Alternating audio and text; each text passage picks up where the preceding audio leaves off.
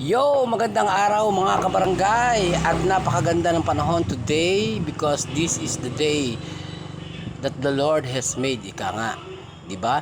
So this time, ang vlog natin ay tungkol naman sa ating get together dito sa ating paboritong hotspot dito sa may Don Mars at kitang-kita palagi ang Bulkan Taal. So this time ay umorder muna tayo habang hinihintay natin ang ating classmate na si Julie Presilia Burgos. Shoutout sa iyo, my dear friend at my dear batchmates, dahil binusog mo kami this time.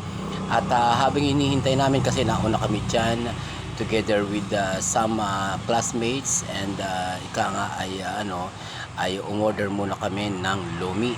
So ang Loming Batangas ay pagkasarap-sarap talaga kahit saan daanin, at kung gusto nyo ng Loming Batangas, pasyal-pasyal lang kayo sa may Lake Wawa at maraming kainan dito. Ayan. At ang pinili nga namin ay ang Don Mars na lagi natin pinupuntahan sapagkat ang lugar na ito ay refreshing. Kahit walang electric fan ay sariwa ang hangin. At itong place na to ay ideal sa mga gusto mag-date sa araw o sa gabi, o sa mga gustong mag-winding at medyo stress sa kanilang buhay. So ideal ang place na ito mga kabarangay para sa ating mga pagtitipon at kung anik-anik na Echos Maracas. Ayan. So this time ay narito na nga tayo sa ating hapagkainan at napakaraming pagkain ang in-order ni Julie. At binusog mo talaga kami, Julie. Sobra terrific good talaga ang pagkain at talaga namang napakasarap ng kung anik-anik. Hindi ko na babanggitin kung ano mga pagkain niya, basta nakikita nyo lang dyan, hulaan nyo lang kung ano yung mga pagkain na in-order namin.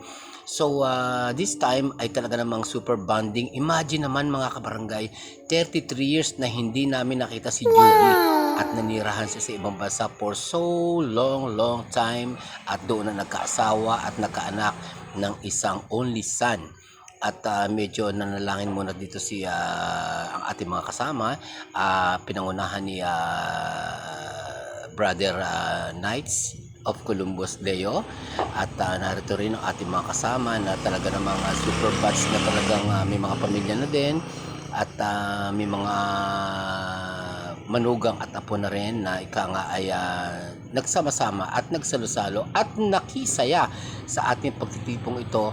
Total, ito na may talagang 30 years na talagang niyang hindi nakita ang ating mga batchmates. As siyempre, giliw tayo sa isa't isa, at dahil remember the days, napakasaya ng mga panahong yon na talaga namang nung kami high school days or my high school days, okay, saya talaga, di ba? So high school life o my high school life ay talagang napakasaya. At hindi lang tayo ang nagkaroon ng pagkakataon na magkaganyan. Siyempre maraming mga batch na nag-aaral sa mga school at nakanya-kanya tayong mga bonding sessions na hindi malilimutan. At ito ang mga pagkakataon na talagang ibinibigay sa atin ng tadhana na magkasama-sama naman kuminsan, although may kanya-kanyang pamilya, may mga manugang na, may mga apo, may mga anak sa ibang bansa or whatever. Ayan si Julie, yan ang ating batchmates na 33 years na hindi natin nakita. Or talaga namang napakasaya naman talagang tingnan na kung minsan ay talagang hindi may iwasan yung magbanding-banding. At syempre, hindi rin mawawala ang GC sa ating mga samahan, di ba? Aminin, sa GC tayo nagkakaisa at nagkakasundo-sundo at nagkakasama-sama at nagkakaugnayan within this communication. Kaya napakagaling ng social media as of today's generation. Talaga naman kung walang GC ay hindi matutupad ang ganito, at kaysa isa-isahin pa natin, napakahalaga talaga ng GC. Kayo rin ba mga kabarangay, may mga kinaaniban din ba kayo o sinasapian ng mga GC? So kung meron ay thumbs up na lang kayo sa ating video for today's vlog, at pakishare na rin mga kabarangay, dahil syempre ito ay isang halimbawa ng isang magkakasama sa school dati, magkababata, magkakabarkada, magkakatropa, or dito hindi may iwasan ng high school life na talaga naman palagi na tayong magkakasama, di ba?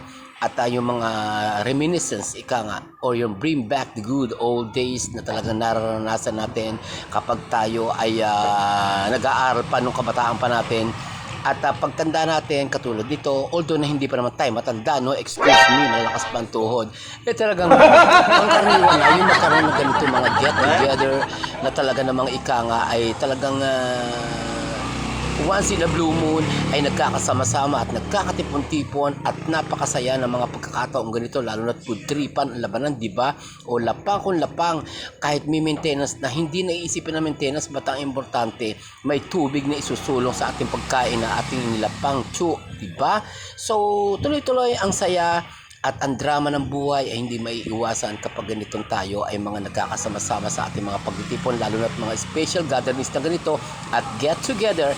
Naririyan ang tsikahan, naririyan ang kwentuhan kung ano ba talaga nangyari sa buhay mo, or kumusta ka na, or ilan na ang anak mo, ilan na ang apo mo, nagkaasawa ka ba or nagkaanak ka ba. Ganyan ang nangyayari at normal yung nakikita at napag-uusapan kapag ganito may mga get together na katulad nito mga kabarangay, di ba? So panahon na para ika nga ay magsama-sama at magtipon-tipon na magkakatropa na matagal at magkakaibigan hindi nagkasama-sama. So it's time to reunite and let's go mga kabarangay kapag ganito mga pagkakataon. At ang ganito ay talaga namang ika nga ay hindi talaga mapalalampasin. Kumbaga, pag sinabing may ano tayo, may ganito or may drama tayong ganito, Echos Maracas na ganito, may drama tayo na pupunta tayo sa ganung lugar, hindi natin may iwasan na talagang tayo ay magsaya at idaos ang ating mga good old days na during that time ay magkakasama tayo. So, kapag ganito ang eksena, syempre, hindi ka pahuhuli, sasama ka talaga, mapuwer na lang talaga nga ikaw ay masama ang pakiramdam or talagang ganito na talaga pangkaraniwan nangyayari sa ating buhay, di ba? So, aminin natin na talagang kailangan minsan ay magsama-sama tayo ang ating mga tropang sinasabing mga kasama natin sa school dati na hindi natin nakikita, ay dito kapag may group chat or may GC ay dito nagkakaroon ng united group, ika nga. So napakaganda ng paligid at timing naman na hindi masyadong mainit ng panahon, although na magki-Christmas na nga. So ito na rin ay isang advanced Christmas presentation or gatherings ng ating tropang Mabini Batch 81 and 82.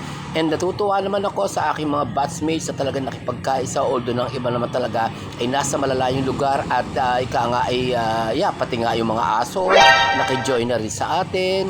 At ika nga ay nakita namin diyan si Papi na talaga namang super sabi ko ay nagugutom yata itong doggies nito, pakainin nga natin. Ayun, kaya siya ay nagpo-food trip na rin this time.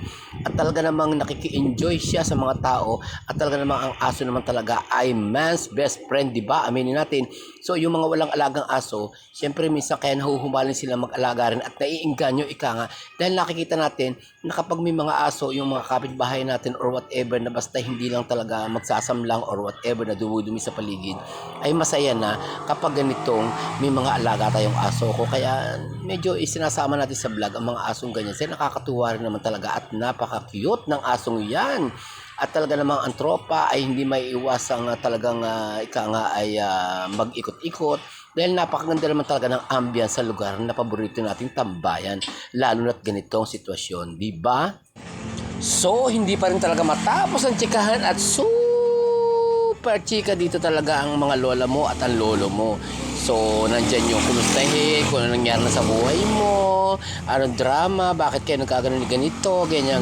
Nakatuloy ba kayo ni ganito, ni ganoon. So, nandyan yung mga tsuserang palaka, nandyan talaga sa tabi-tabi palagi yan. Or aaminin, anong isa na, uy, crush kita nung high school, or crush kita nung ganon. So, kahit medyo may oldies but goodies na, ay ika nga ay hindi mawawala yung mga eksena na ika nga ay bookingan, di ba? Nandiyan kailangan magkakaklase, normal yan. So, hi Papi, nakita ko na naman talaga yung aso niya na talaga namang umaagaw ng eksena at napakabait talaga niya, no? Napakalambing pa, gusto ko na may iuwi, kaya lang hindi akin, baka magalit yung may-ari, no? So, okay lang.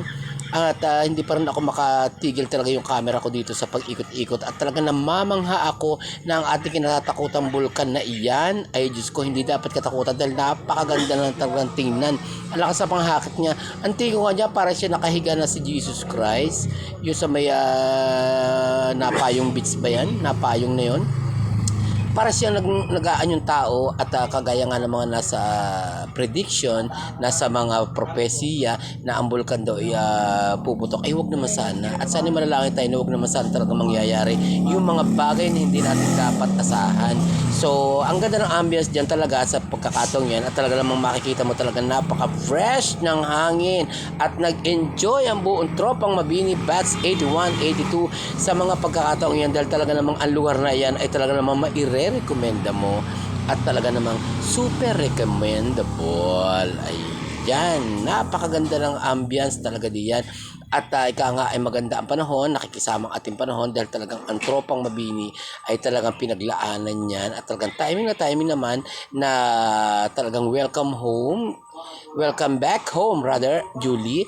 At talagang pinasaya mo kami at syempre at sabi mo nga ay babalik ka na the next few months at talagang hindi pa rin talaga nagpatalo at ano talaga ang lola mo si Gina. Ayan, di ba? O, ayan, oo. Ipagsayo pa Hops, pinapakita nyo kayong bilbil na super anik-anik. Ayan, oo, di ba? O, di ba? So, kailangan talaga, pagka ganito mga pagkakataon, hindi mawawala yung talagang super close ng tropa na talagang yung ating mga samahan ng araw ay hindi maiwawaglit na talagang tayo, kung kayo ay may mga kaklase na ikakay MRT nung araw, nagkakabukingan diyan or may crush sa isa't isa, di ba? So, kahit medyo may edad na tayo, hindi pa rin mawawala yun talagang, siyempre nung araw, may mga high school life talaga na may mga crush ka diyan at nagkakabukingan at talaga naman super seryoso ng usapan diyan dahil alam nyo na hindi na naman kagaya ng dati yung mga natin, yung mga aura natin, di ba? So tumatanda ang panahon at nagkakaedad tayo, normal lang na talagang dapat tayo magkasama-sama pagka ganito may mga pagtitipon at yan naman talaga ang dapat nating asahan at syempre hindi mawawala yung mga nomo-nomo natin diyan na inumi, nakalalasing, napasyat-syat lang ang mga tropa at napakaganda talaga ng Bulkan Taal natin. Hindi ko mawari kung bakit minsan talaga nagagalit sa atin. Siguro dahil na rin sa atin at naririyan nga ang mga tropang hindi talaga maiiwasan na hindi tingnan at silipin ang Bulkan Taal na sana naman huwag naman sanang pupos ngat pa, no? Ayan ang magkasamang Coca-Cola at Alfonso Light Baganaman. At napakasarap talaga ng mga pulutan at pagkain na inihatid sa atin ng ating kaklase. At pinapaborito ko yung lumpia Shanghai, di ba? May mga sweets pa at mga delicacies na ini-offer. At yung sisig na yan ay talagang pinutakte ng mga tropang Mabini. Ayan pa, ang dami. Mga spicy, may pasit bihon pa nga. At akong anik-anik na mga chicken na sizzling chicken at spicy chicken. So, normal na yan sa ating pagtitipon-tipon lagi. At nakatulog na nga si Papi dahil nabusog. Aba, ay tambakan ba natin ang mga pagkain kung anik-anik na ating mga kinakain din diyan. Kaya, yan talagang kung mais konyero na yan ay talagang dumating din. Abay, saan ka pa? Talagang binusog tayo ni Julie. At thank you talaga. Once again, shout out sa iyo, Miss Julie. At sana sa pagbalik mo ay maging safe ang iyong flight going back to your destination again dyan sa Italy. At talaga namang sa mainit ang panahon, hindi maiwasan ang mais konyelo. Actually, halo-halo talaga ang order namin diyan pero talaga hindi siya available. At ang sabi nga ay kulang daw sa ibang lahok. So, mais konyelo. Ayan. At talaga si Gina nga ay talagang nang-iinggit pa. Ang ating mo ay talagang super bundat to the max ng mais konyelo. At ayaw pa, nahihiya pa nga yan. Sabi ko, it's normal, di ba? At silipin ulit natin ang Bulkan Taal na talagang sana ay huwag magbago ang kanyang figura na talaga man napakaganda tingnan saan mga angle mo siya tingnan, napakasarap silipin dyan sa may taas na yun ng Don Mars ang ating Taal Volcano na sana naman huwag na mag-alburuto dahil malaki misala ang dulot mo pag nag-alburuto ka. Thank you so much for watching mga kabarangay. See you soon again on my next vlog.